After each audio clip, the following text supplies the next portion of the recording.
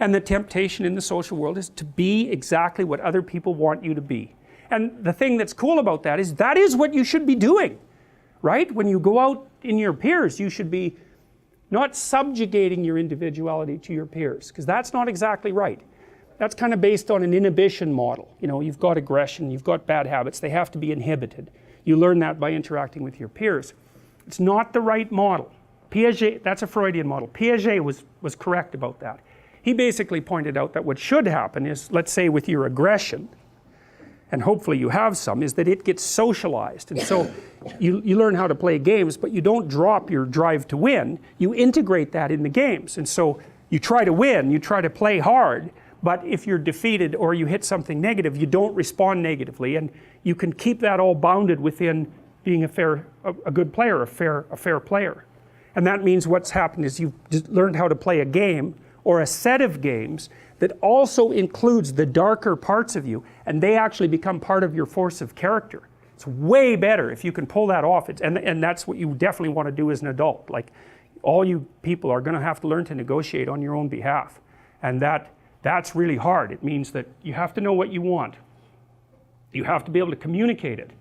And you have to be able to say no. And to say no, you have to be built on a solid foundation. You have to have options. So you got to remember that as you go through your life. Is like, if you don't have options, you can't negotiate with someone. And if you're not willing to use them, they win, period. Because if you're asking your boss for more money, say, the answer is no.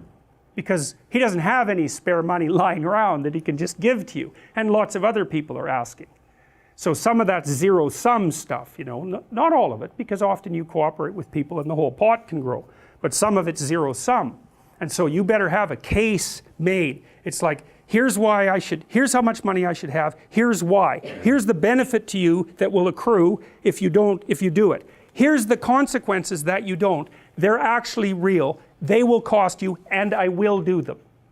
It's like, then you can negotiate. And you don't do that rudely. But those arguments, you better have them in order. Like, so for example, if you're going to negotiate for a raise or a status shift, you better have your resume at hand, all polished up, and know where else you're going to look for a job, and you better be able to get one. Because otherwise you're weak, and you will not win the negotiation. And if you're too agreeable, so you're conflict avoidant, you will make less money across time. That's already been well established. And that's because you don't have teeth, not enough. And so in the little micro contests that you're going to have every day, you're going to incrementally lose to people who are more aggressive, who have bigger teeth. And that's what happens. So don't let that happen. You place yourself so you can negotiate, because otherwise you're just a facade. And in a real battle, a facade is just torn down right away.